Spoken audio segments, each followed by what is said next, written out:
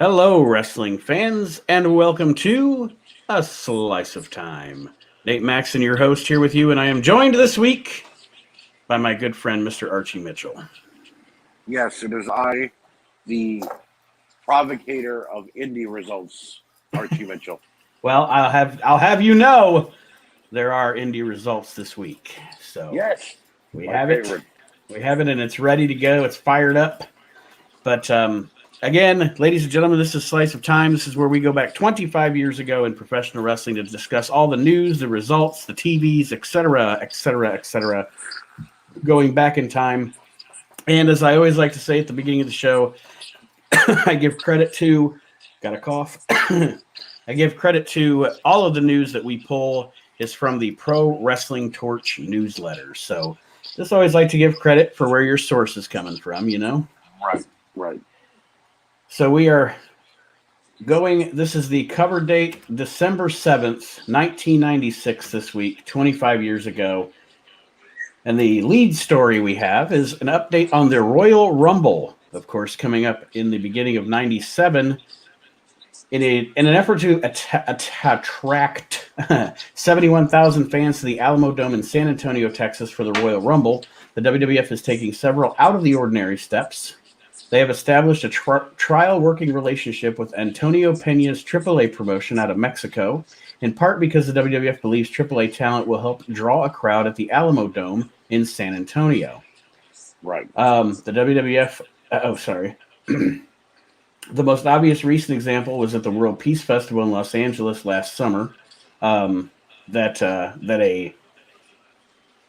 Putting a few Mexican wrestlers on an otherwise American-style card doesn't draw that many Hispanics, so they're trying to load it up, you know. Right, And 4 Mexican wrestlers will be entered in the Royal Rumble, and we know that's going to happen. 3 names will be from AAA, probably Latin Lover, Piroth, and Cybernetico.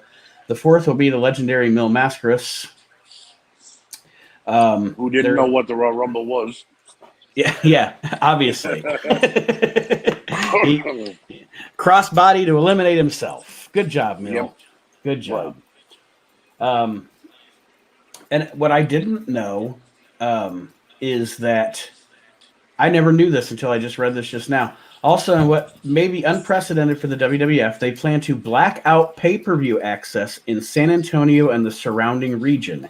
Anyone in Texas who is within driving distance will have to attend the show in person in order to see it that night. Wow. I did not know that they did that. Yeah, that seems a bit tyrannical, like something like a dictator would do. You're not allowed to watch the show unless you're here in person. Unless you're here in person, yeah. Well, I mean, but if you think about it, an interesting stat that I saw, I don't know if it was when I was reading through these notes or what, before the WWF had not drew over 20,000 people to any single arena since 1992. Right. So they're trying everything they can to get 71,000 people into that stadium. Of course they are. Didn't they end up papering a lot of the seats? Wasn't there like 20,000 seats given away? Yes, I think something like that. Because I think the ultimate final attendance was like 64 or something like that. And it was heavily papered. Yeah, they were trying to bring in as many San Antonio people so that Shawn Michaels could hopefully be cheered in his hometown.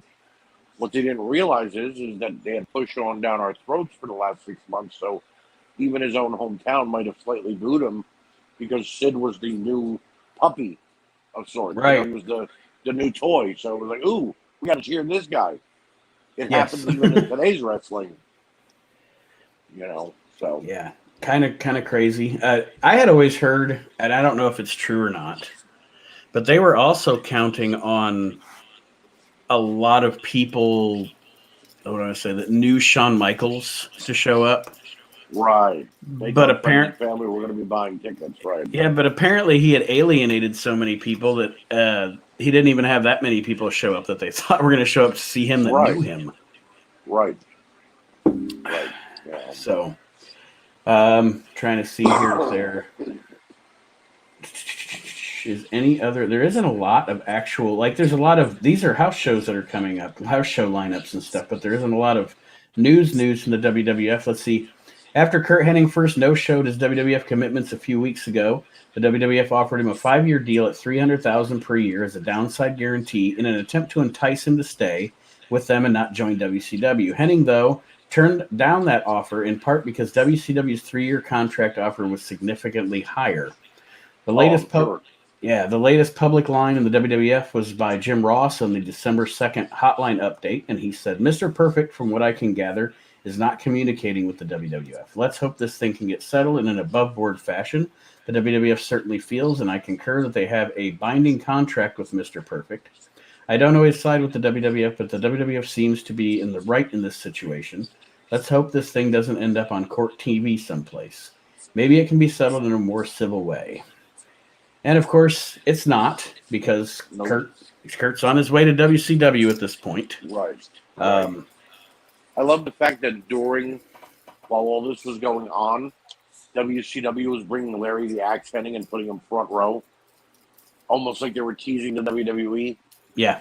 You know what I mean? Like, look, we got his dad. His dad loves us, so of course he's coming here. You know, just Bischoff being Bischoff.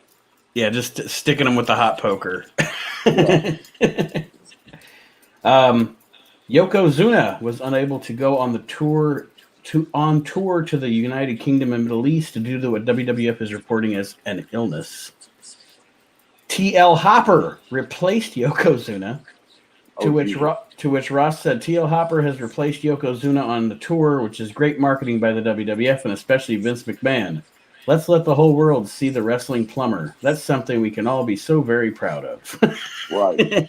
Jim Ross obviously playing up his heel Jim Ross character at this time. And that's no knock at Tony Anthony, great wrestler when he was on the Indies, great gimmick when he was on the Indies.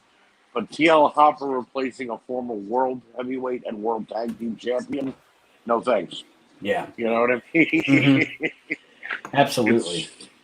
And I mean, obviously this, I think. Well, okay. So, yeah, Yoko's last appearance on WWF TV, I think, was the Survivor Series. Right. In 96.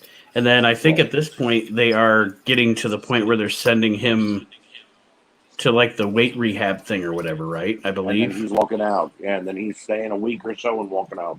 Because they actually do advertise him for the Royal Rumble. Yep. I remember that. They do wind up advertising him for the Royal Rumble for the first couple of weeks. Wasn't he was in the 96 Royal Rumble where him and Vader took out the Headhunters. Mm-hmm. But then they both came back in the ring and beat the hell out of Yoko. Mm-hmm. Yep. So I know there was that, but like I don't think he didn't 97 he wasn't that active except for the free for all match with Stone Cold where he fell off the ropes. But no, that was at SummerSlam 96. 96. Okay, well there you go. Yeah, because like I said, for the first, I think if I remember correctly, for the first couple of weeks when they're doing the Royal Rumble reports, they advertise that he's going to be in the Rumble, and then his name just quietly goes away, and you never see him again. Yep. So, and it's upsetting because we knew how great he was, we knew how good he could move, and then he just got so big that it was like, okay, let's do something, let's fix it. Yeah. And he didn't want to fix it, even on the dark side of the ring, and WWE's documentary that they did it for him on A&E, they said he just didn't want to be bothered with it. He felt he was okay. Mm-hmm. Which I mean, we all know he wasn't. Right. We've discussed on the We Can't Wrestle podcast. We did the review of the Heroes of Legends pay-per-view or Heroes of Wrestling pay-per-view. Yep. And I mean, you see him in that show. I think that was 99. God, he looks terrible, And he's like, he can't breathe. He's almost 700 pounds. Yep. What a tragedy, because he was so good. I mean, he was just so good for his size. In my opinion, and I'm even going to say even over The Rock, Yokozuna was the best out of the Samoan clan. Mm-hmm. Because The Rock was a different breed. I don't consider The Rock actually Samoan. You know what I mean? Right. He's not. Yeah, he's a part of it because of the lineage, but Yokozuna to be, with Alpha, Sika, Rikishi, Umaga, Yoko was number one out of them. You know Yeah, what I I mean? would. And Umaga had the chance to be just as good, but he got taken from us early as well. Yeah, I was about to say my two favorite Samoans are probably Yoko and Umaga. My Yeah, personal favorites. Yeah, definitely they mine they too. were they were all great, but if I'm going to pick two, Right. I would definitely pick those two. And I mean, you think about at his size, what Yokozuna could do in a match with, say, a Bret Hart is Right. insane. It's insane. What a It, talent. it wasn't just that, they put him with Owen, thinking, Owen's going to carry 80% of the match. And yeah, Owen was doing his part to be there for Yoko, Hmm. but Yoko was still killing it on his end. When he would come in and do the spinning heel kick and the leg drop it was still, he still had his way of moving around there, Yeah. just in short spurts. Hmm. So, as he got bigger, it just was hurting him more and more. Yeah, a sad deal with Yoko, but I mean, at a certain point, someone's personal decisions are their personal decisions. You can only do so much for Exactly. someone. Exactly. Well, Monday Night Raw for this week aired on December 2nd. It was taped November 18th in New Haven, Connecticut. Flash Funk beat the Goon to start off Monday Night Raw. Ooh.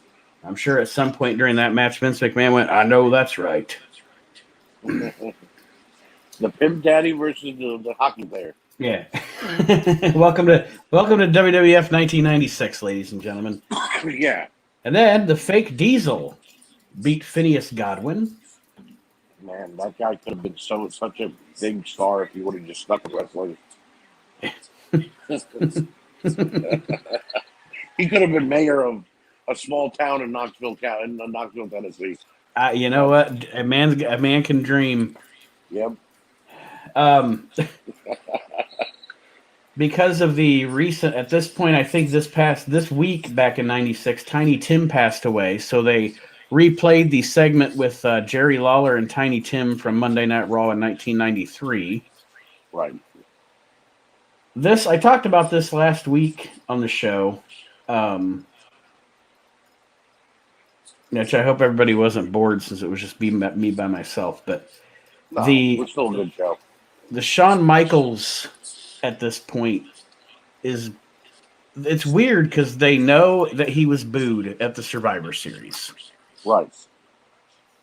So they're trying to almost undo the reason that male fans don't like him at this point and try to But make they're him making him more of a worse. tough guy.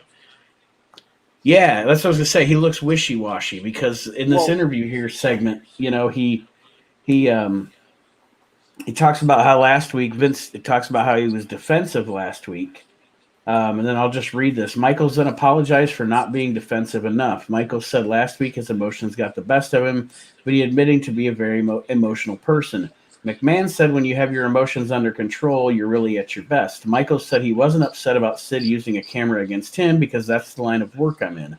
Michaels did say he was upset with Sid for using the camera on Jose Lothario. Michaels said, well, let's face it, the same element that was cheering for Sid at Madison Square Garden, that's the same element that cheers Shawn Michaels' flamboyance and charisma. Those people might have been booing in Madison Square Garden, but they know when they see Shawn Michaels' name on the card, without a doubt, that will be the best match. I give the fans what they want, whenever they want, because I take risks like no other man in the WWF, because I am, like it or not, a man's man. So there you go. right. They're trying to make him project himself as more of a tough guy, and they just get so wishy-washy and back and forth on that at this time. Well, it's almost like Vince McMahon was feeding Sean a script here. And Mm-hmm. you got to be more. Come on, kid, you got to be more tough and rugged. Stop being that. Stop being the guy that was in Playgirl magazine. You know what I mean? Right. Stop being the pretty boy. So Sean grew a scruffy beard and let his hair down, and you know what I mean. It was a Mm-hmm. different type of Shawn Michaels, but it wasn't really Shawn Michaels. And then on Right. top of that, you got him saying things like, "I'm a manly man," and they know they can count on me to give me the best match on the show. Yes, we can. Sean always delivered in the ring, even when he was out of his mind, drugged out. He Mm-hmm. still delivered. But this was also the transition of him from the face Shawn Michaels to almost the degenerate Shawn Michaels. Because within another year or so, he starts Degeneration X with Hunter. Yeah. So you know, it kind of it was actually working out for the better of it all, because if they didn't boo him, if Vince didn't feed him the crappy lines, and if he didn't start saying all that baloney about being a manly man, he wouldn't have had something to fall back on later on and go, even when I tried to be my best for you, you still booed me. Right. So you know what? Boo me. I don't care. And it all worked out in the end. Yes, you're right. But yeah, like I said, right now at this point, as we go through the next few months in the WWF here on the show, we're going to notice that this whole deal, like I said, it's very wishy-washy. You know, he's playing that type of a character here, but as you get to the Royal Rumble, he gets to be more of the sympathetic baby face, and then after the Rumble, he's acting a little badass, but then he loses his smile and cries on TV and blah, blah, blah. You know, it's just, you don't know what Shawn Michaels you're going to get from week to week. See, we talked about this on Aaron's show, and I just want to touch upon it real quick. That was the one time when Shawn Michaels delivered the I lost my smile promo. That was the one time I actually could say I was not a Shawn Michaels fan. And it wasn't because of the promo. He delivered it great. He looked sad. He cried. It was when he looked at Gorilla Monsoon and said, "So here's your belt," and then handed him the belt and walked away. And it was like, you're doing this strictly because you don't want to lose to Brett. Right. You know what I mean? You acted like if that wasn't a championship you killed for and you were willing to put your career on the line for. You acted like it was just some prop. Here's your belt. Yeah. And I'll go home and find my smile. You know what I mean? It was like, really? After everything you said you've done and you got to this point, that don't mean anything to you anymore. Yeah, you know? Silly stuff. So, but I guess that's what you're dealing with when you're dealing with a kind of an unhinged, unreliable Shawn Michaels. You know, from a creative standpoint, you don't know what to do. Justin Hawk Bradshaw with Uncle Zebekiah beat Double J Jesse James. Zeb distracted James and had his leg leading to the finisher. Jeb and Bradshaw branded Jesse James after the match. Yep. They recapped the angle last week where Owen got between Bulldog and Austin, and then they showed the angle from London, which I think is in one of the house show results here, where Austin nailed Sid with the WWF belt. Bulldog made the save, but Sid thought Bulldog hit him and thus tried to powerbomb Bulldog. Owen saved Bulldog. Brett then faced off against Sid. Austin then rammed Brett from behind with a knee. Sid then chokeslammed Brett as WWF officials ran to the ring. This is planting, actually, they're right now, at this point, they're planting the seeds for Steve Austin versus British Bulldog at WrestleMania. Right. That was what was supposed to happen before Shawn lost his smile, and you couldn't have Brett versus Shawn. They were going to do Brett versus Shawn and Austin versus Bulldog. Right. So you'd have never had the classic I Quit match, the submission match. Taker wouldn't have been champion. You wouldn't have won the second world title. Well, you wouldn't have gotten the I Quit match. And, I mean, for what it was worth, Austin and Bulldog and Owen actually had a pretty good tag team match, too. So maybe Shawn losing his smile wasn't the worst thing. Yeah. I think it wound up still with a pretty darn good WrestleMania there. Right. Jake Roberts and Mark Marrow with Sable beat Billy Gunn and Hunter Hearst Helmsley when Billy abandoned Hunter after a collision. And then McMahon pushed hard throughout the show that The Undertaker versus Mankind in a no-holds-barred match would headline Raw next week. So there you go. That was Raw. Let's take a look here. The house show results are actually from the Tour of England. November 28th in London at the London Arena. Estimated 7,000 in attendance. Barry Horowitz beat T.L. Hopper. Does that mean that Yokozuna was supposed to wrestle Barry Horowitz? I guess so.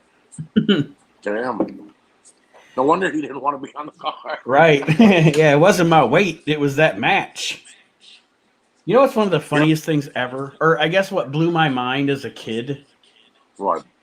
I'll tell you. 1996, right? February of 96. So I am 15. Okay. WWF In Your House in February of 96 is when Bulldog fights Yoko. Right. Because Yoko just broke up with Jim Cornette. And wasn't your mind blown when Yokozuna started talking like a gangsta? Yeah. Like he's like, man, British Bulldog, you in the wrong place at the wrong time. I was like, that's how Yokozuna talks. But see, what you all right? At that time, we were all weirded out by it. We were like, "What the hell is this?" We were expecting this Right. Japanese accent, something. Yeah. But then when we got to Rakishi make a change, Mm-hmm. Fatu make a change, and then 3 minute warning, and Yeah. other members of the Samoan clan, even Roman Reigns, Mm-hmm. we realized, oh, they all talk like this. Yeah. I was gonna say once You we know? got to know the expression "oos." Right, right. We realized they all speak like this. Mm-hmm. But then it kind of made more sense, though. And I'm not saying this, and please, no one take this as me being racist right now. If you look at members of the Samoan family, most of them married either an African American woman or an African American man. In the Mm-hmm. case of The Rock, Rocky Johnson is African American, and his wife was Samoan. In the Yeah. case of the Usos, their mom is black and their dad is Samoan. So that's, I guess, where that That cadence. the Yeah. street slang comes from. You know what I mean? Yeah. And it's Yep. not a bad thing. It No, actually it's just a like lot I of their said, characters. just for his character and everything as time, It didn't fit. yeah, it didn't fit. And it's like they're like, Yokozuna's gonna speak for the first time, and you're like, oh, what's he gonna say? And then he talked like that, and I was like, wow. Wow, right, Blew my mind. right. There's pictures of him from when him and the Undertaker used to hang out, and he would wear do-rag sunglasses and like real baggy clothes. And Mhm. when I heard that voice, I'm like, that's the way you should be dressing then. Yeah. Forget the Mawashi and the let him come out like a gangster then. Who's gonna question it? Who's gonna say you don't look right? He's 650 pounds. Exactly. You know? See, second match on this card, Rocky Maivia pinned Justin Hawk Bradshaw after a shoulder breaker. Crush beat Bob Holly. Farouk beat the Stalker Barry Windham. Okay. The Executioner beat Aldo Montoya. Damn. Psycho Sid beat Stone Cold Steve Austin by disqualification to retain the WWF title. Okay. Bret Hart beat Vader. Man, I always love to watch Bret wrestle Vader. Yeah, they worked well together.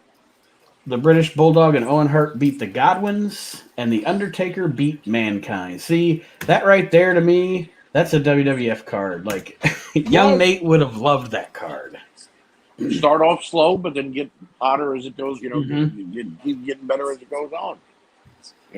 One thing that always bothered me about a couple of the wrestlers in the WWF at that time, Barry Windham as the Stalker, and then he dropped the Barry Windham the Stalker gimmick and just became Barry Windham, but he was still wearing the flannel and the fatigues and all that. Mhm. And sometimes they would have him team with Goldust here and there, but with no mention that they were tag team champions or had a past with each other. Like that was always weird to me because we knew it was Dustin Rhodes and we knew it was Barry Windham, but no one ever mentioned, oh, these guys actually have been a formidable tag team before. Right. The Stalker was a stupid gimmick anyway. It was horrible. It was horrible. The Blackjack gimmick was better than that. Why not just have Barry Windham wrestle as... I mean, I know he was out of shape, but just have him wrestle as Barry Windham, but in a tank top and some pants. He doesn't have to have some goofy ass gimmick. All right, let's see here. They never gave him fair gimmicks though in the WWF. No, he was the Widowmaker, then he was the Stalker. Then he was a Blackjack. The Widowmaker could have worked if he wouldn't have had to leave, or if he wouldn't have. He was flaky on that one. That one was his fault. He walked away. Yeah. But at that time also his dad and his brother had went to jail for their whole counterfeiting thing. Right. So. Right. All right, November 29th in Birmingham, England, at the NEC Center. The Executioner beat Barry Horowitz. The Stalker Barry Windham beat Justin Hawk Bradshaw. Crush beat Bob Holly.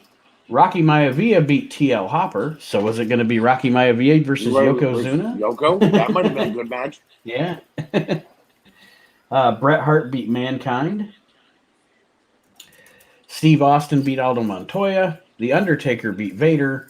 The British Bulldog and Owen Hart beat the Godwins, and Psycho Sid beat Farouk to retain the WWF title. This is funny though. Farouk got on the house mic and said, I've never seen such an ugly bunch of white people in my life." That's funny. That is funny. Good old fashioned old school wrestling heat. Yep. And that is it for the WWF for this week. Let's All right. get WCW loaded up here. Maybe. No, don't tell me my internet's fucked up. Well, it can't be my internet because I can I'm streaming with you fine. All right, let me write this time down. I didn't want to go to the next thing. All right, WCW. Let's get into this. See if there's any news. Okerlund plugged in his 900 segment, of course he did, and said that he had a scoop about a top-name wrestler who may be headed to WCW. He actually said 2 big names were headed in, and that one of them would make a perfect partner for someone in WCW. He said the story had been widely reported in the underground sheets that you see in restrooms and places like that. What a dick. Yes. So many people were getting their wrestling news in the toilet of a restaurant. Yeah. David Sammartino, son of Bruno Sammartino, is negotiating with WCW and may receive a tryout this week. I think he actually does show up in WCW. He wrestles twice. Yeah, I thought I remembered him being on at least one Nitro and one Saturday night. That's exactly where he was on. What I never understood though is it did not look like the same David Sammartino that wrestled at WrestleMania 1. No, not at all. He looked. So he was built. Happened? He was almost he took steroids or something. You know what's funny? Yeah. Oh no. You know what's funny is it's funny that you mentioned that because when he comes into WCW, he doesn't look like he's the son of Bruno Sammartino. He looks like a little Paul Orndorff. Yes. Or remember the guy in the WBF that used to be the host? Oh, Gary Stridham. Yeah, he looked like a smaller Gary Stridham to me. Yeah. Like, who the hell is this? And they're like, coming to the ring, David Sammartino. I'm like, fuck that, that's David. No, it isn't. I remember him being very. I remember him being very pudgy. Very pudgy, exactly. Yeah, you're right. Now that you mentioned that, that's the minute you said that, I got that vision of him in my head, and I was like, "You look like a little Mr. Wonderful." Oh God. Let's see here. All WCW sources are saying that Bischoff's decision to join the NWO was finalized just a few days before Nitro aired. I guess he joined. I guess we're going to find out he joined. But Bischoff had the idea in the back of his mind for months. There's some locker room snickering going on that Bischoff is becoming a mark for his own character and is falling into the same trap that others in power positions in wrestling have often done, booking himself as the center of attention. Mm-hmm. Which he does. He does. Yes, he does. The reason the last half of the World War III Battle Royal seemed so rushed was because referee Randy Anderson's earpiece wasn't working, and therefore he couldn't get time cues from the back, so they panicked and rushed the final half of the Battle Royal in case they were running short on time. Yeah. So that was actually all the news from WCW other than the TV and the tapings we're going to go over here. Right. Nitro aired. It was live December 2nd on TNT.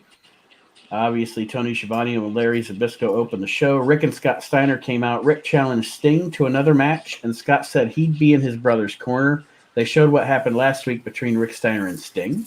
Glacier beat Hardbody Harrison. Was Hardbody Harrison the one that pitched that he should be Stang, the Black Sting? Yes. I thought so. If Aaron was here, he could totally verify that because that's like one of his favorite stories to tell. That's why I know it, so I know it to be true. The Amazing French Canadians beat Joe Gomez and the Renegade, one of the worst tag teams of all time. Yeah, that was so bad. So bad. Faces of Fear beat Scotty Riggs and Robert Gibson. That's a weird team. Yeah. Kevin Sullivan beat a wrestler that was never named. As Kevin Sullivan usually did. Yeah, yeah, pretty much. He usually just wrestled squashes. You know when he had his best squash matches in ECW. We're watching obviously on Reliving the Extreme. If you're not listening to that show, you should. Where we're chronicling ECW week to week. Man, those ECW jobbers, Kevin Sullivan beats the fuck out of them on the Yeah. weekly. Yeah. Like, He didn't go that stiff when he was in a match with Hogan or Benoit or even Flair or Anderson. But for some reason, when he gets in there with a jobber, whether it be WCW or ECW, it's like he tortures those young men. yes, You know, yeah. I mean, the like, guy. I can't remember exactly who he wrestled on the last ECW that we reviewed, but he wails this. He wears this dude out with a mop. Like he just beats the fuck out of this guy with a mop, and I don't know why, but when I was watching it, I laughed my ass off. right. D. Malenko You beat almost Billy. Oh, go ahead. you almost get the feeling like Kevin would do this to these young guys and be like, "Yeah, you want a full time job? Yeah, prove it." You know, and he Yeah, just yeah. whack the shit out of it. D. Malenko beat Billy Kidman. Okay, probably good. You know that was good. Jeff Jarrett pinned Big Bubba. Rick and Scott Steiner came to ringside and yelled at Sting in the rafters. They asked him for a match. Sting nodded. As Shivani, Mike Tenay, and Bobby Heenan talked about a possible Sting-Rick Steiner match, the NWO music played. Eric Bischoff, Scott Hall, and Kevin Nash sat at the announce table with Vincent and Six in the background. Bischoff said he was just protecting Piper from Hogan, then showed clips of Hulk Hogan beating up that, and I quote, that big tub of guts Vader, Ric Flair, and Randy Savage. One of my favorite things about the NWO. Now, I was never a big fan of how big it got. I agree with everybody else that they put too many people in it and it watered it down. But one of my favorite things about the NWO was just the random assortment of people that would come out at one time. You know, like it'd just be like Eric Bischoff, Vincent, Scott Hall, no Kevin Nash, and just whoever. Right. It was like whoever was standing around the catering table when you had an NWO segment would walk out together. You know, there's Scott Hall. Yeah, there's Scott Hall, Virgil, and Scott Norton, the NWO. Right. And the only one who looked intimidating out of all of them was Norton. Yeah. The other guys just looked like they were there for hang out. You know what I mean? Yes. So. D. Malenko beat Billy Kidman. Wait, I already read that. I'm sorry. Yes. So Eddie Guerrero. No, Eddie Guerrero pinned Dave Taylor. That's where I should have been. That was probably a good match too. Yeah. Well, I guess it probably wasn't because it was only 2 minutes and 13 seconds. But I bet they did the best they could with that 2 minutes and 13 seconds. Right. Eddie Guerrero or Arn Anderson beat Jim Powers. Okay. Chris Benoit beat Steven Regal. You know that was good. Oh, yeah. You know this wasn't. Lex Luger beat Johnny Grunge. No. That was probably horrible. Sting came to the ring through the crowd with a baseball bat. Sting hit Rick Steiner with the bat.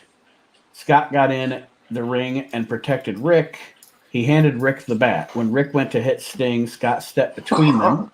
Sting then walked toward Bischoff, Hall, and Nash at the broadcast booth. They thought he was coming to sign an NWO contract, but instead he pointed the bat at them and then walked back to the ring and over the railing through the crowd. This is these kind of angles, these kind of things going on with Sting, everybody, is why that character was so enthralling at the time, because they did such a good job of not – he would never really align himself with anybody, you know. No.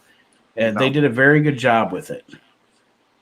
Even when Macho Man was following him around for those few weeks, you knew Macho Man and him were not really aligned.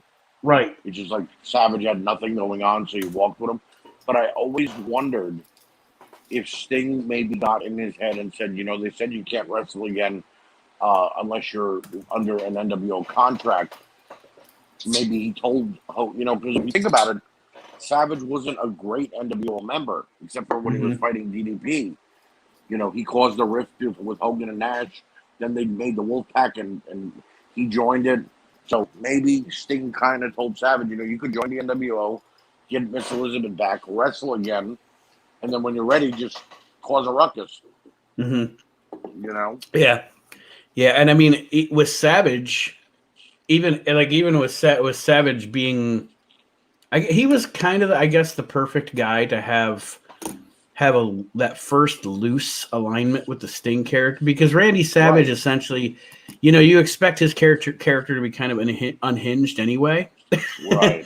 So, Right. with Sting, you never know what to expect, and with Randy Savage, you never know what to expect. So you don't know if Right. they're really buddies or if they're just, maybe Savage is just fucking following Sting around. Who knows? Right.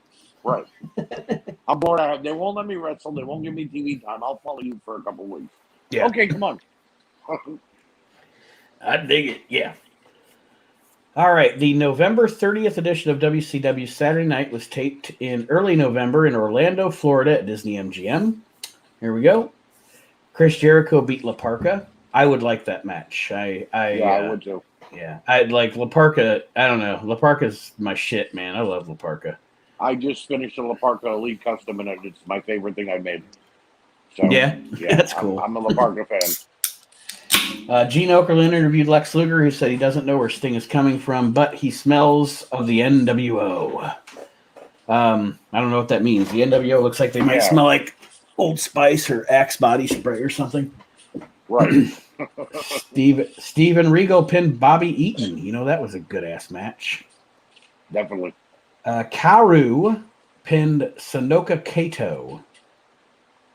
I don't know either one of those two. I'm assuming they're... Well, I mean, they were doing a lot of the Japanese women at this time. Maybe they're... I don't know who they are, though. Okay. Might be Japanese women, then you might be right. Eddie Guerrero beat Conan via disqualification.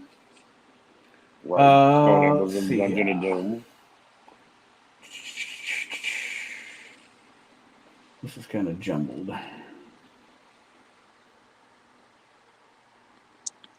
The NWO Saturday Night segment aired with the Outsiders beating Tony Greco, billed as having a 0-1 record and weighing 140 pounds, and the Black Stabber. The graphic said he uses the knife edge, and he's razor sharp. During ring introductions, they said Nash would also put the U.S. title on the line in the tag match. Giant loaned him the title for the match. Although Giant is not officially U.S. champion, he just has the actual belt. After a slam by Hall, Nash said that will definitely affect the colon. Giant chokeslammed Backstabber in the end. Those NWO Saturday Night segments, I like them. And the reason I like them is because that was my favorite type of NWO stuff, I guess, is letting Hall and Nash be kind of funny and sarcastic. I enjoy that. And the whole, I don't know why, but the whole Nick Patrick obviously being the referee but trying to hide his face with that ski mask is also to me one of the most humorous things in wrestling history. Meanwhile, the goatee's coming out of the mouthpiece, and you could see through the eyes and the nose, and him. It's like, yeah, and he didn't try to change his mannerisms or anything. Nope. Yeah, nope. It was so funny to me. And Hall and Nash being on commentary while being in the match was fantastic. Yes, yes, absolutely. Even better. Let's see here. Chris Benoit beat Juventud Guerrera via submission in a very short match. Dallas Page pinned Scott Norton after nailing him with a foreign object. Okerlund interviewed Page, who said he wants to win the U.S. title tournament and no longer cares about the NWO. And that was that. The November 30th edition of WCW Worldwide, Hacksaw Duggan beat John Peterson. Okay. Bobby Eaton beat Jesse Hernandez. Okay. Alex Wright beat Disco Inferno. Rick Steiner pinned Chris Benoit. And Lex Luger beat Jim Powers. The Steiner Benoit match was probably the best of the four because they had a lot of great matches on Nitro. Mm-hmm. I can only imagine they let them go all out on Worldwide. Oh yeah, most definitely. Most definitely. All right, let's see. Yeah, that is it for WCW. The Right?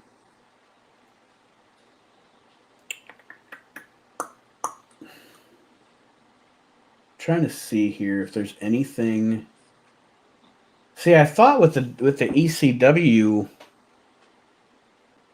news, we might see something on mass transit Right. because last week in the results from ECW, there were actually the results from that show.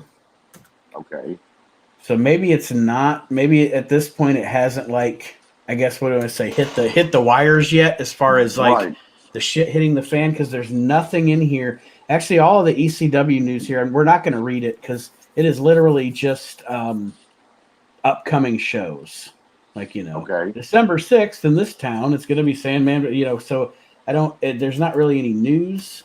But I guess I didn't read ahead enough. I thought maybe we'd have some mass transit info here, but we do not. So Right. that is that. So for ECW, we will just dig into the TV real quick.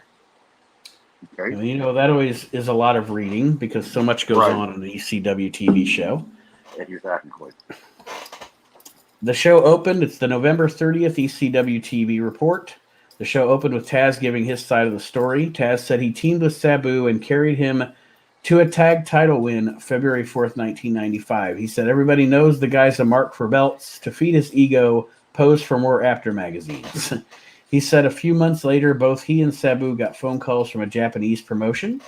He said he turned down the date because he had already committed to ECW, but Sabu said the money was great, so he was going. Taz said he told Paulie Dangerous either fire him or he's quitting. Taz said Paulie stood in mid-ring and fired him. He stood by Paulie in the ring to make sure he didn't swerve him. He said a few months later in the summer he broke his neck. He said Paulie panicked and decided to listen to the fans who wanted Sabu back. He said it was a slap in his face that they brought back Sabu. So for 1 year he called for Sabu and Sabu didn't answer him because he fears him. Taz said Sabu could have come to him and asked him to team with him rather than Rob Van Dam, but he didn't. Taz said Van Dam saved Sabu the ass kicking of a lifetime. And we are, of course, building to Sabu versus Taz Living dangerously. at the first ever ECW. Is it Living Dangerously? Or is it Barely Legal? I think it was The first Hold on, ECW pay per view. I will Google it right now. Why am I blanking on what it is? I think it's Barely Legal. ECW pay-per-view. Why am I blanking on the name? Barely Legal, you are correct. Okay. You confused me, Mitchell. Yeah, I don't know why I thought it was Living Dangerously. But that's what they're building to here, and probably, I don't know. Would you say that I mean, let's just take Tommy Dreamer and Raven out of the mix, okay? Right. Because Tommy Dreamer and Raven, whether you like them or not, is the greatest rivalry in ECW history. Oh, without a doubt.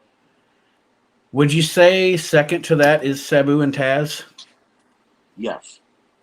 Because Taz brought such a realness and a hatred to his promos when he was talking about Sabu. Mm-hmm. Sabu never mentioning Taz because Sabu rarely talked, but never even really got face-to-face with Taz until months later into the storyline. And when they finally did have their match, it was fantastic. Yeah. So, there have been only two other instances where they did a year-long booking before they got to the actual match. Hogan and Sting at Starrcade, Rock and Cena at WrestleMania. Both of those worked perfectly. The matches were good and whatever, but something about Sabu and Taz for that 1 year long worth of booking. And when Sabu finally got face-to-face with Taz when they were doing the whole lead-up to it, it was magical. When the lights went out and Sabu comes out, the lights come back up, Sabu's sitting in the middle of the ring, and Taz's like, yeah, come on. And then the whole locker room just came running out to block both of them. Mm-hmm. Yes. Fantastic stuff. It was the one thing Paul Heyman ever did right with ECW was booking it that way rather than just giving the fans a match and then going home with it. Mm-hmm. Let's see here. We have Joey Styles introduced and previewed the show. Axel Rotten pinned Hack Myers. A BWO segment aired. Actually, it was introduced with a voice that sounded much like the NWO's mystery voice, i.e., the following segment was paid for by the Blue World Order. Then Stevie Richards, sporting a Kevin Nash look, said it's time to acquire new talent. Supernova, doing his Hollywood Hogan imitation, ranted about how his movie is number one, dude. Blue Meanie then returned doing more of a Razor Ramon impression than a Scott Hall impression. The segment came across as if it had been filmed in someone's basement. You know what? Actually, it probably was filmed in someone's basement. But Filmed in Foley's basement. yeah. Styles interviewed Dreamer, setting up the Dreamer and Beulah versus Shane Douglas and Francine mixed match. Dreamer said, "Me and my girl, you and your bitch. What a beautiful way to die." Joel Gertner hosted Hype Central. The entire Too Cold Scorpio departure angle aired, where Scorpio beat Devon Storm, JT Smith, and Hack Myers, but lost to Louis Spicolli.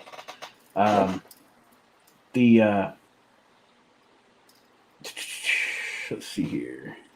I don't like to read, like when I read the TV results, I don't like to read Wade's commentary on it.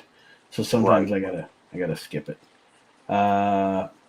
When Spicolli finally pinned Scorpio, there was an okay pop. The idea was Scorpio wanted to wrestle both in ECW and the WWF, but because Spicolli beat him, now Scorpio must wrestle only in the WWF. Scorpio said he's not leaving until someone makes him leave.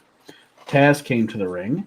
After convincing Scorpio it was in his best interest to walk away, he actually said, "Bye-bye, Flash. Get the fuck out of my house, bitch." Yep. He again called for Sabu. The scenario took place where Taz beat on Todd Gordon and Paul Heyman before Sabu came out briefly. The angle played well on TV, cutting off as Taz and Sabu faced off mid-ring. Good television from ECW. Nate, I'm sure you remember it was the loudest pop that you could ever get from 1,000 people. Yeah. Because that's all the ECW arena held, was 1,000 people standing. And it was the loudest pop when Sabu showed up. And everybody thought, okay, they're going to go at it.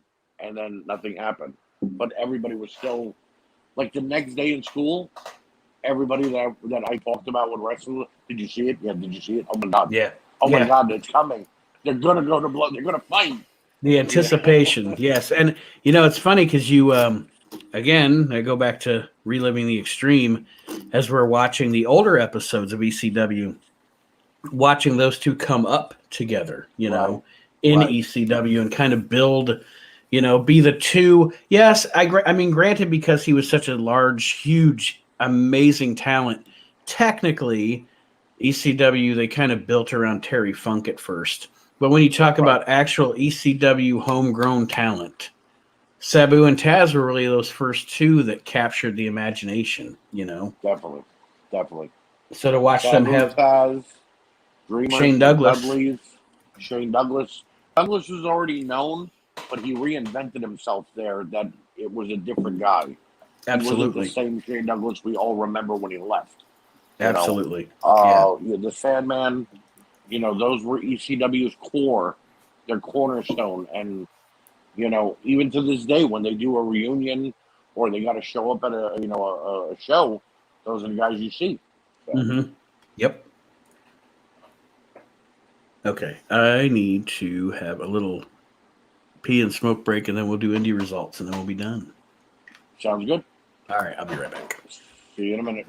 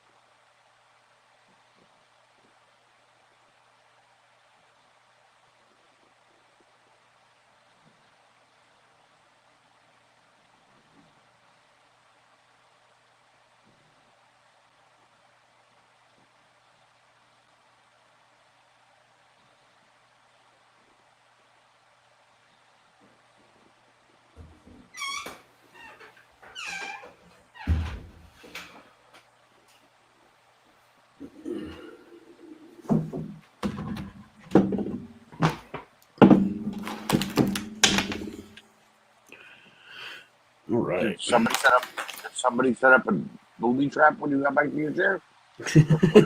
I think I set myself up. The rug that's under my chair got caught up under the chair, so I tripped on the rug. Oh Lord, you okay? Yeah. It's temperatures like this that make me like, why do I smoke? Why am I standing out here shivering? Yeah. When I moved to upstate New York a few years back, and I had to go out at 2 a.m. to smoke because my landlord would not allow smoking in the house, and it was 5 below. Mm-hmm. I used to question it too, and then I'd light another cigarette and shut up. Yeah. So the cigarette is warming me. yes. All right. Let me write this time down here. 56.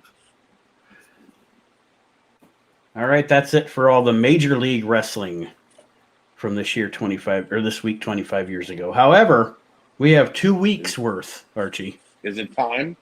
Of indie results. It's indie time. Yes.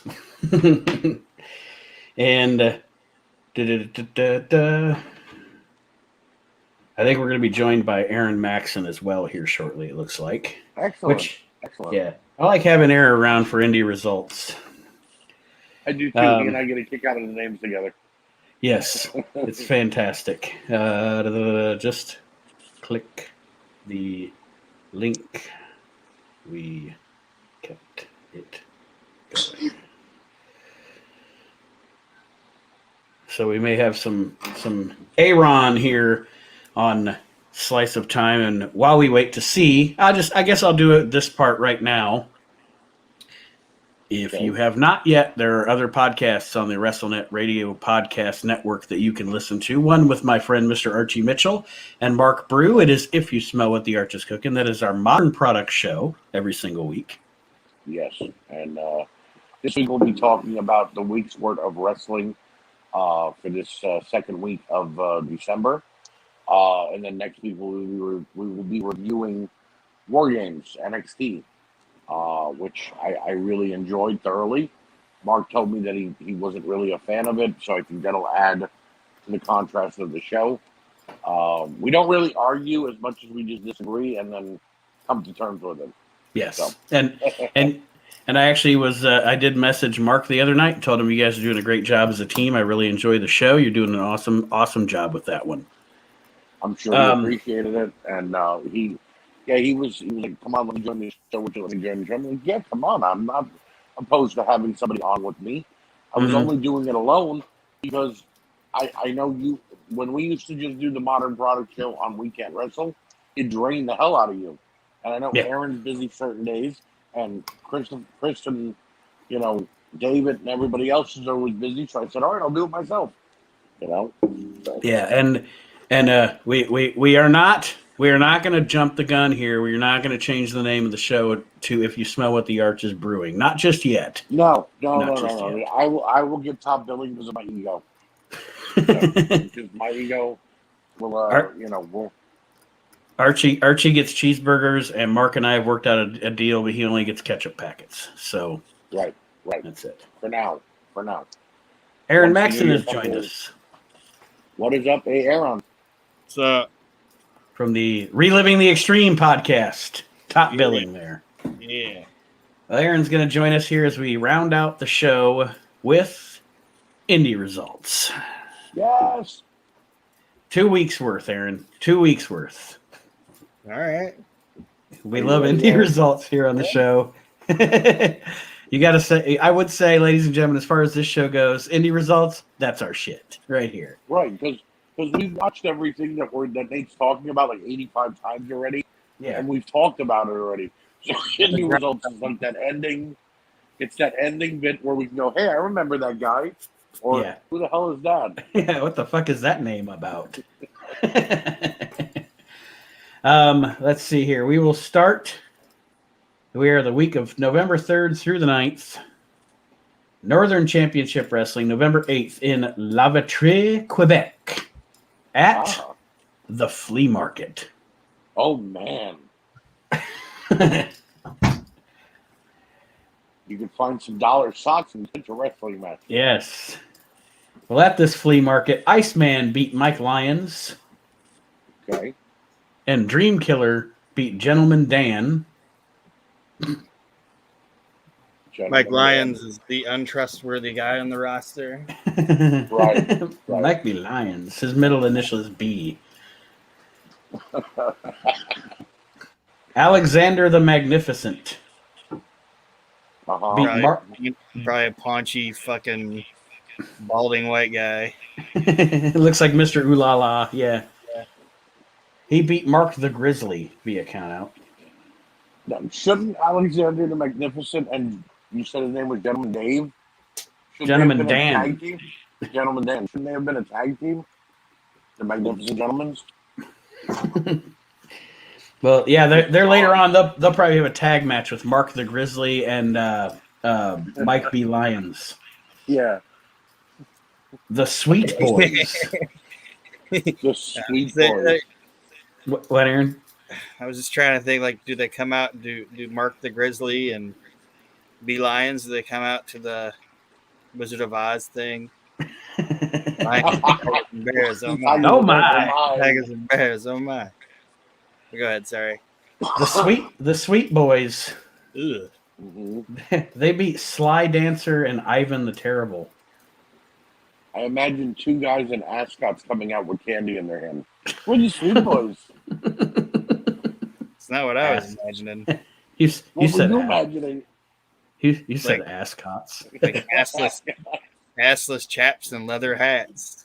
The Oh, you Sweet take it Boys. another way. The Sweet Yeah, Boys. they're taking it another way too, the Sweet Boys. Championship Wrestling Federation, November 9th in Candor, North Carolina at the middle school. Carolina Warrior. Dirt, Huh? dirt. Anyway, he beat Nick of Time. God damn it. Wow. Wow. Wow. Wow. Damn That's worse I have than no just in comment. case. Right? it. There was a manager around this area. His name was Justin Case. Yes. Nick of Time is worse. So his middle name is Of?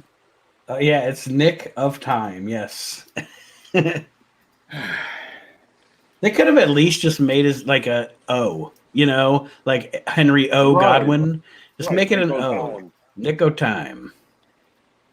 Big Cheese and David Isley. Oh, God.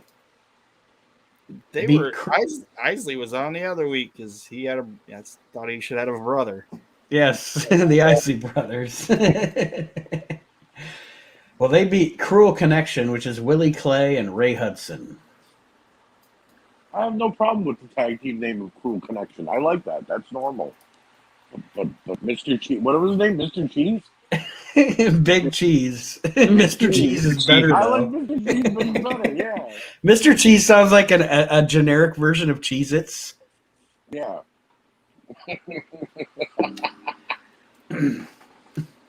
It was a really unfunny skit show. Yeah. It's like Mr. Cheese keeps getting in trouble, and yeah, it's bad. Wah, wah, wah, wah. Mr. Cheese. Find out what Mr. Cheese is up to next week. Simba and Southern Rocker. Simba. Mm-hmm. Simba. Simba. They beat Slash and Sheikh Muhammad. Why Yeah, weren't but Simba Simba come and out- Sheikh Muhammad a team? Right. Did Simba come out to the ring to Hakuna Matata? He better have. Right? Can't wait to be king. Right. I just can't wait to be Sheik. The Continental Wrestling Association, November 8th in Dallas, Texas at the Sportatorium. I don't even know what the... Imagine how bad the Sportatorium was in 1990. Because we're doing 1996, right? Yes, Imagine 96. how bad it was in 96. Probably still... Jim Ross said it was a fucking dump in like 84 or whatever.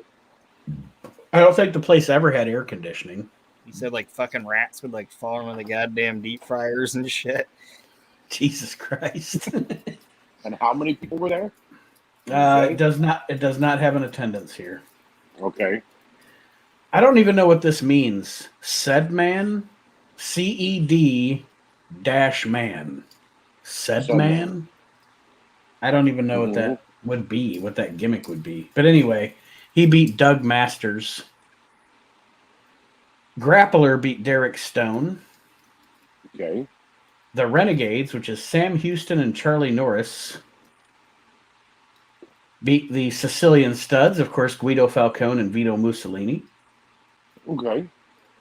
Big Country beat Bullman Downs. Bullman Downs. Oh, if he ever tripped in the locker room, holy shit. Right. Everybody be like, oh, Bullman's down. Bullman's down. The One Man Gang and Manu beat Rude Dog and Polite Dog. Yes, the tag team was Rude Dog and Polite Dog. Why? Why? Polite. That joke wrote itself. Like we didn't even have to do anything. Right. I have no comment. He scoops his own poop. He's just so nice. Rude Dog just shits all over everything. Treach Phillips Jr. I didn't even know there was a Treach Phillips. Right. Beat Dapper Danny Davis. Okay. Black Bart beat Sean Summers via DQ to retain the TV title. Okay. Maniac. What's that, Aaron? Black Bart sucked. We just discussed that this week on the We Can't Wrestle podcast, talking about Starrcade 85. Sucked. Anyway, go ahead. I don't even know, like, why anybody ever saw anything in Black Bart. Other than being, I mean, I dug him as a jobber, I guess, in the WWF, but I could never buy him as a main event guy in any way, shape, or form. Maniac Mike Davis beat Chicho Cabello. Say that name again? Chicho Cabello. Okay. Mark Lawrence probably did the ring announcing here. Chicho Cabello. High Voltage, Bo Davis and Devin Michaels beat Wild Bill Irwin and Mike Blackheart, which Bill Irwin's doing double time here because he's also wrestling in the WWF as the Goon. Goon, right. Sergeant Scott Braddock beat Tony Coletti. Mark Valiant beat Doug Master. Big Country beat Diamond Dave. What a generic wrestling name, huh? Like if you're gonna get one of the most generic wrestling names, what do you got? Diamond Dave. Action. What's that? Yeah. Oh, definitely. Sunglasses. Oh, most definitely. Action and Al Jackson beat Awesome Kong and King Kong via disqualification. Man, those Awesome Kongs, Jesus. Those suckers were big. They would come, I guess the word would be sauntering out to the ring. I've never seen two human beings that look more like pigs either. I'm not even talking about like if you look at their face, they have like pig noses and like little fucking feet and little legs. They looked like fucking human pigs. Remember when they were coming out with Harley Race and then Harley Race just decided, no, I don't want to be associated with them? Like they were 1 week they were with them and then 1 week they weren't. They legitimately look like hogs. Remember, I think it's is it a Starrcade or something? The Awesome Hogs. Is it a Starrcade or something where Tony Schiavone and Jesse Ventura essentially spend the whole match deciding which Kong is actually wrestling the match? It's Shockmaster is supposed to be fighting Awesome Kong, and Tony he's calling him Awesome Kong, and during the match, Ventura just notices that it says King on his pants. And he's like, that's not Awesome Kong, that's King Kong. It's like, well, he got introduced as Awesome Kong. He's like, well, he put on the wrong tights and it says King. Like, he doesn't say shit. He's like, this is King. It's so stupid. It's fucking All Typhoon versus one of the Awesome Kongs. That's Starcade. Oof. Moondog Championship Wrestling, November 8th in I don't know how Oshella, I guess, Arkansas, at the Delta Club. Ripley Prim. Ugh. That happens once It's in like a something you while. catch. I was gonna say that happens once in a while. Yeah. I got the Ripley Prim on my big toe. I got a Ripley Plim on my hang down. I'm using some antibiotics, but it ain't working. Sleeping. He beat Derek King, Okay. Moondog Cujo, and Wild Cajun Blade. Beat Willie Cajun somewhere. That's a tag team. Beat Willie D. Charisma and Intruder number 2. Okay. Will number 1 be on the show at any point? You know what's stupid as he is? Wild Big Daddy LaFonce. Big Daddy LaFonce. Big Daddy LaFont. Sounds like a Cajun gangster. Yeah. Down in the bayou. I'm Big Daddy LaFonce. You know who runs this town? Huh? Big Daddy LaFonce. That's who. Smoking a cigar. His tag team partner, again, Wild Cajun Blade. Double duty. They beat Tim White, probably not the WWF referee. Right. And Intruder number 1. This card is all out of whack. The Intruders didn't want to team that night. Don't say whack around Big Daddy LaFong. I tell you what's gonna whack. What? Gorgeous George Jr. debuted as a heel manager and introduced the Equalizer. Okay. Another trash wrestler, if that's the same guy. Is it Dave Sullivan? Yeah. I assume so. Yeah, it has to be. Miss Beth defeated Lady Vixen. Miss Beth. Oh, for fuck's sake. She's the girlfriend of Big Daddy LaFalls. Miss Beth is going to win her match tonight. I guarantee. Moondog Spot and White Lightning fought Derek King and Blade to a no contest. I think I can tell you what this thing probably is. A TV taping? No. Well, I mean, it might be, but I guarantee Moondog Championship Wrestling is the Moondog Training Academy, and these are all their people. Probably. And White Lightning beat Hellraiser to retain the MCW heavyweight title. Damn. You would have thought one of the Moondogs would have been the champion. No shit. The IWA, November 9th in Coldwater, Mississippi at the Shrine Club. Sergeant Lewis beat Billy the Kid. Black Prince beat Tango. Where's Cash? Tango. Right. There ain't no cash at this event. Touche. Big Daddy LaFont says touche. Gary Owens beat Chris Frazier. The comedian? I was gonna say, you know what? I picture Gary Owens being that guy that's on this show. That's like an old dude that's wrestled in this area for like 26 years, but never actually been anywhere else. Wow, Gary Owens is a really funny comedian. You guys should look him up. Really, like this. He's so funny. Like, and I'm not saying this is a thing. He's a white dude, like a white dude, blonde hair, everything like that. And like every time he goes to the Apollo, he just kills. And nobody kills at the Apollo. Like, you know what I mean? Like, yeah. So yeah, like he just every time I've seen him there, he just kills it. If you can win that crowd over, you're fucking funny. Oh, that's that's the ECW crowd of comedy.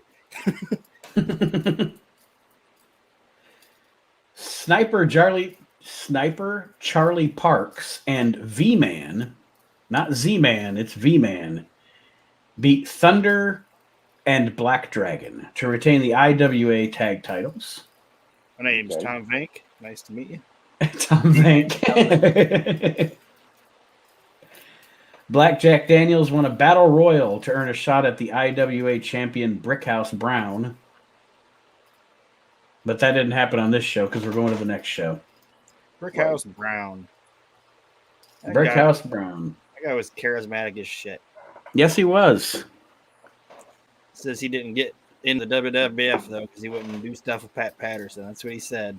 I think he's lying. I do. You know what? Most accusations like that about Pat Patterson are bullshit. I'm going to go on record and say that. Right. And they only started to come out after Pat Patterson said I'm gay.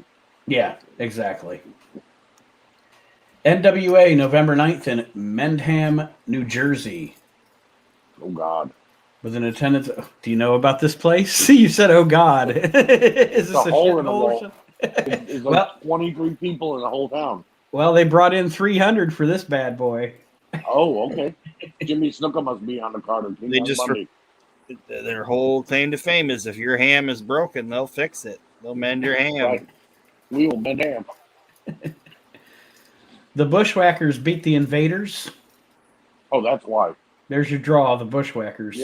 Yep. Reckless Youth beat Beach Bully. Icon beat Derek Domino. Okay. Ace Darling beat Mr. Puerto Rico. Not Mr. Puerto Rico. Yes. He deserves so much more respect. Where's he from? New Zealand. I was going to say Missouri. Angel beat Nasty Nikki. Oh, man. Wonder if that's Well, Angel. you don't know, Nate?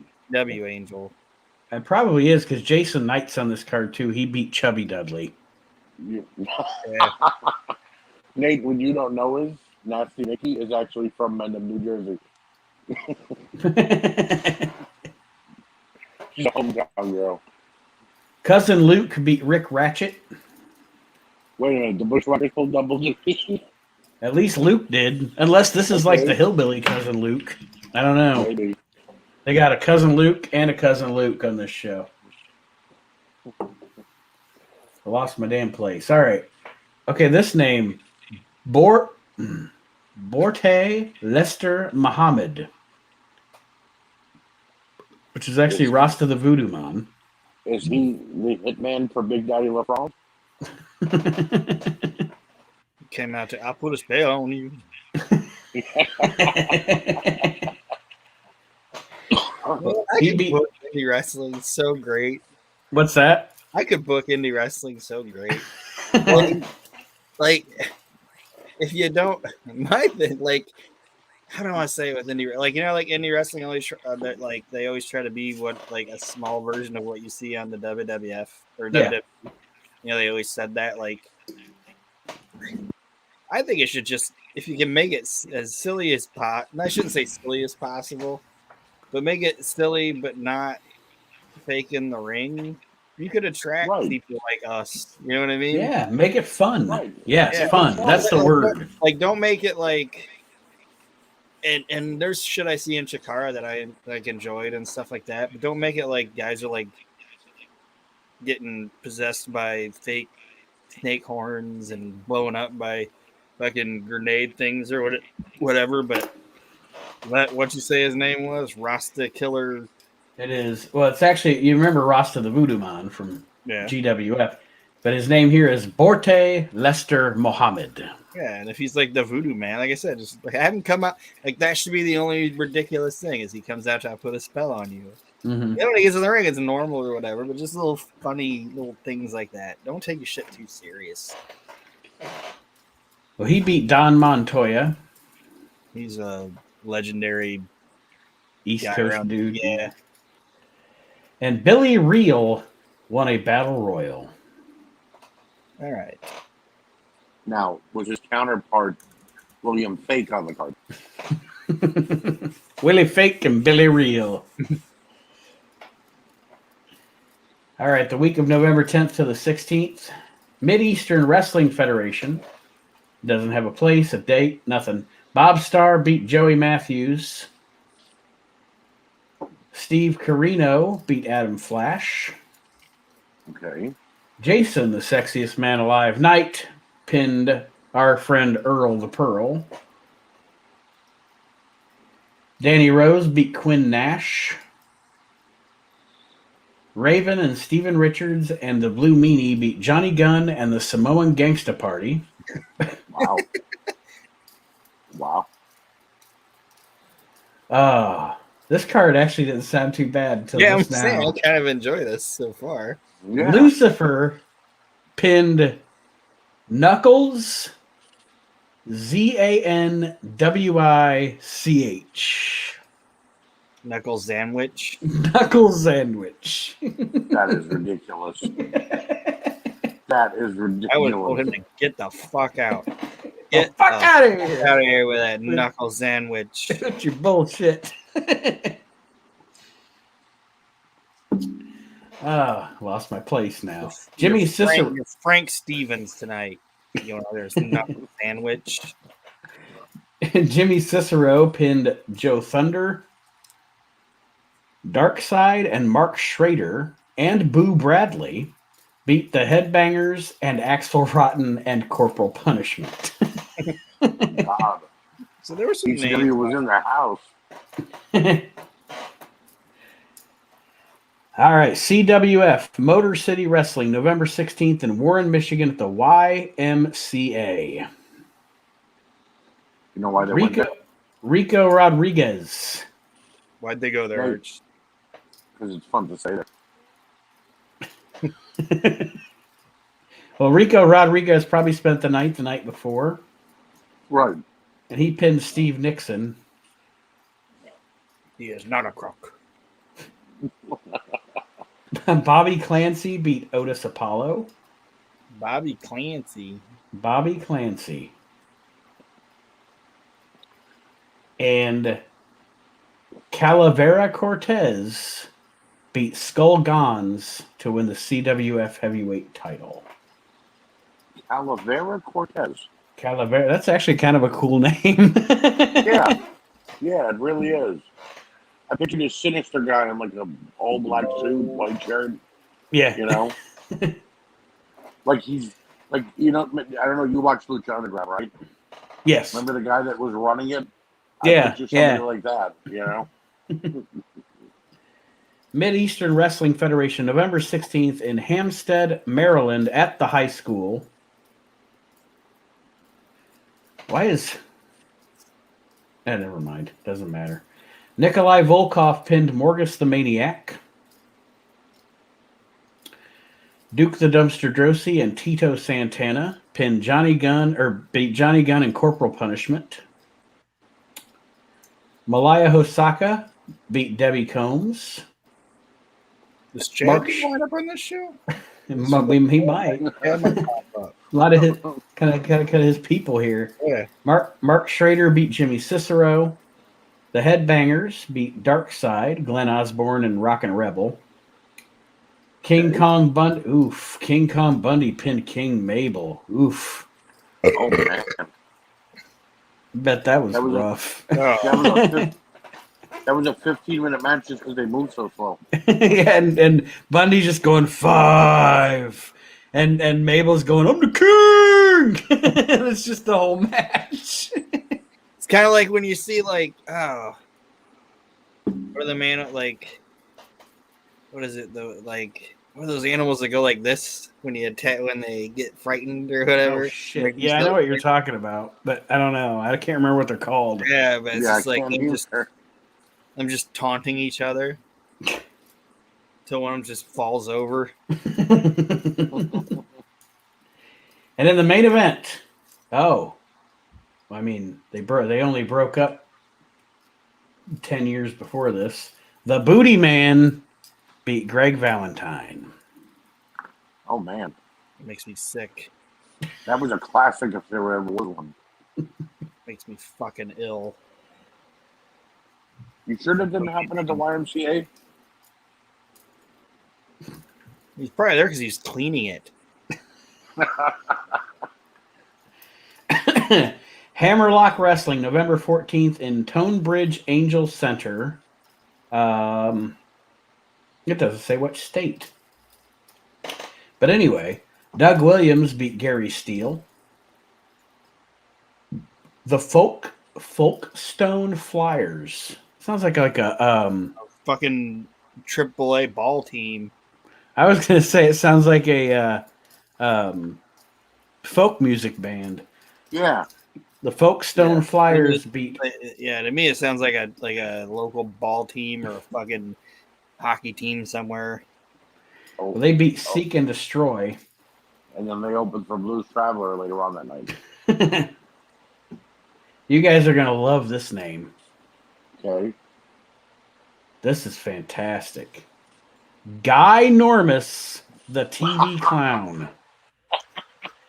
Guy TV clown? Guy Normus, the TV clown. I wasn't sure if he said TV clown or TV clown. TV. As it was this clown had tuberculosis? Like, but the TV. What is that? What does that mean? I don't know. Was he like Happy Times here? Yeah. Was he like the local celebrity? Like the kid show clown? What the fuck is that? I don't know, but he's Guy Normus. Yeah, the TV clown. If you're a clown, you're supposed to be for kids. Why would you call yourself Guy Normus? It's like a pedophile gimmick. Well, he fought Omen to a draw. Because everybody in the arena was going, "Oh man," when they saw him. Oh man. Guy Normus is here. Ugh. And look, he's a TV clown. I don't know what that means. Yeah, don't either. Gary Thunder and Tansy Cook. I don't know. Can she cook? Yeah, I was gonna say, can he? I was gonna do that too, but I'm looking up. Well, this is a mixed tag, so this is a girl. Gary Thunder and Tansy Cook beat Justin Richards and Lindsay Lahana. I'm assuming Lindsay's from Hawaii. Lana. Man, sounds that way, doesn't it? Justin Richards won a 20-man Rumble. Everybody does a Royal Rumble. They'll just call it a Rumble Royal or something. Right. All Pro Championship Wrestling, November 16th in Elberton, Georgia at The Gym. Not a gym, The Gym. That gym. It's the only one that they have in town. Shane Austin, oh heck yeah.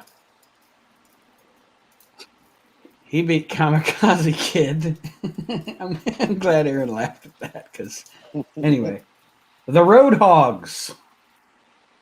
I'm gonna stomp a rain puddle in you. And walk it damp. It ain't gonna be dry, but it'll be damp. You got a shop back right over here with your name on it. All right. The Road Hogs beat Sweet Dreams and Stone Cold Kid. Why wasn't Stone Cold Kid with Steve? Shane Austin? Shane Austin. Right. They could have said we got Stone Cold Austin here. I'm bound to see it. Yep. Idiots. See, I should be running this shit. The Soul Taker beat the Enforcer.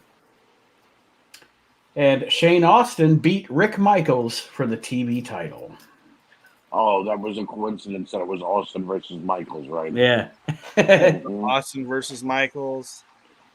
That's what you put on the poster. Yeah, come to the gym tonight. Austin versus Michaels.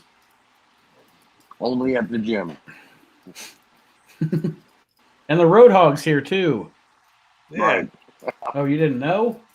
Better call somebody. Better call somebody.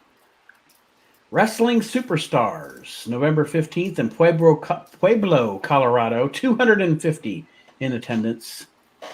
Jason Michaels beat Derek Stowe. Don Juan beat Mike Starr. In your random match, no, that's not your random match. The random match is coming up, the main event. But also kind of random, the Honky Tonk Man beat Jeff Gaylord. That is random. But listen to this random ass main event. Seriously. Doink the Clown and Typhoon beat Virgil and One Man Gang. Wow. Wow. Ladies and gentlemen, your random main event of the evening. Doink and Typhoon. Everybody's sitting in the arena going, this is what we paid $20 for. And the most funny part of this, I'm going to read it the way it's written, and then I'm going to read it the way it should be written.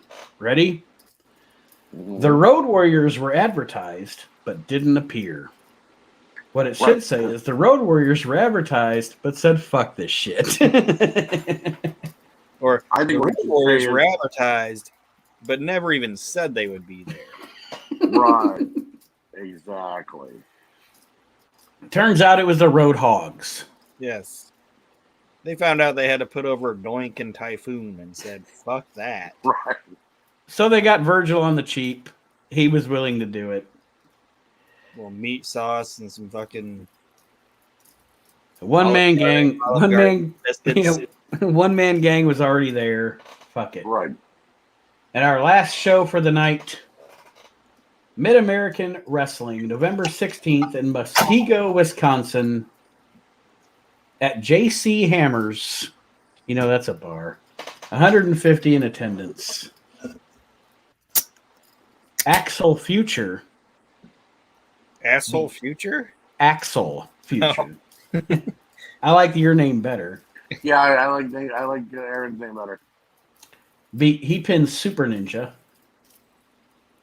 At one point in its existence, every independent wrestling promotion has a Super Ninja. WCW had a Super Ninja. Yeah, well, they didn't want to call him the Yeti anymore. Yeah. WWF had a Super Ninja. Wasn't that what? Didn't they have? What's his name? Fight the Ultimate Warrior on Saturday Night's Main Event, and he was Super Ninja. Who the fuck was that? I can't remember now. But anyway, even the WWF had a Super Ninja one night. He wrestled the Ultimate Warrior on Saturday Night's Main Event. I think you're right. Colonel Blatnick beat Derek St. Holmes. Sounds like a porn star. Yeah. I was thinking the same thing. Also sounds like a porn star. Chad Love beat Farmer Vic. That doesn't sound like a porn star. We live in middle America. Okay? All around where I live, where Nate lives, is cornfields and fucking like bean fields and shit. I've never met a goddamn farmer named Vic. Right. Ever. Hey, look, man, we got good yields this year. You know what I mean? Forget about it. The potatoes is coming up fantastic. Soybeans are amazing right now. Frankie DeFalco beat All-American. No offense to you, Archer, making fun of your community. Not a problem. The voice. I found it very funny. Rip Oliver was the WWF. Rip Oliver, there you go. All right. But he was Super Ninja, right? It was Super Ninja? Yeah. All right. Billy Joe Eaton beat Billy Wild. Mahler beat Luscious Leroy. Smooth black man, I guarantee it. Oh yeah. White shoes. Samurai Ninja. When he arrives to the building, because you know all the wrestlers greet each other. They're like, "How you doing, Luscious Leroy?" Blessed. I guarantee Oh my God, it. I love it. Oh my God, I love it. Fucking it. He says blessed every time. Leroy, you know you're gonna lose the next 3 weeks in a row. Waves. Probably got like tight waves. Like Leroy, fucking like Billy D. Williams. Leroy, you're jobbing out the next 3 weeks. Whatever the good Lord wants. Yeah. He comes out to an upbeat Luther Vandross tune. Yeah. Ain't no stopping us now. Smooth Ain't no motherfucker. stopping us now. Just smooth motherfucker. Samurai Ninja beat Johnny Fitzjoy. What a Fitzjoy. stupid fucking name. Like, is he? Like, I imagine. Like, I don't even have any comes out- jokes about. Like, I don't have any jokes. No, It's a I fucking- imagine a guy who comes out real depressed and then has a mental breakdown and goes real joyful and happy. You know, he has a Fitzjoy. I have no fucking jokes for Johnny Fitzjoy. I'm just fucking stupid. And this was his stage name, his wrestling name. Yeah, He came up with this. and somebody allowed it. Right. Spymaster. Oh, God. Fucking pervert. Spymaster pinned Barfly Mike. Spymaster. He hails from your bushes. And he beat Barfly Mike. Barfly Mike. Aaron, He and inherited. He didn't choose that name. That was given to him. He is known in that community for like pissing in potted plants and puking all over the Barfly Mike. Jesus Christ. Jesus This Christ. guy. He's gonna have some racist joke. Oh, man. And in our main event of the evening, ladies and gentlemen, the last match, Billy Joe Eaton beat Frankie DeFalco. And that is that for indie results. That was a solid main event. That was a solid main event. Sounds like it. Right. That is that for indie results, and that is that for. I mean, we gotta follow Barfly Mike And the Spy Master. and the Spymaster. They're legendary around here. Barfly Mike ate all my goddamn combos. Multiple arrests. My headlines all the time around here. He's a star. Yes. Aaron, you know what song the Spy Master comes out to? I have no idea. I'll Be Watching You by the Police. I was gonna say Secret Agent Man. Well, either works. Either works though. Yeah. Barfly Mike, you know, he comes out to. I drink it alone. Yeah, but With nobody. nobody else. And you know what? I said it as a joke, but I actually believe now that I said it, he probably comes out to that. He probably Right. came out to I Drink Alone by Either George that or Tub Dunking. get knocked down. But I get up again. Knock it up again. Right. Like, and that's kind of funny too, because it's like a positive anthem, and he's just like Right. fucking Right. shit. Right. He The grabs the Chevy. microphone. He grabs all the microphones. Where's all my barflies at? Where they at? Oh, he's going to hit him with his finishing maneuver. Pissing the night away by Barfly Mike. I like him. I like him. And that is how we will wrap up this week's edition of Slice of Time here on the WrestleNet Radio Podcast Network. I want to thank everybody for joining us. Thank you, Aaron, for joining us for Indie Results. We appreciate it. You're welcome. Yes. His other And, move is the Jaeger bomb. He does that one off the second turnbuckle. First rope. He never get. Yeah, I was gonna say. Yeah, he never gets up any farther than that because he's drunk. First rope. It's the Jaeger bomb. And then his favorite finisher is the 86.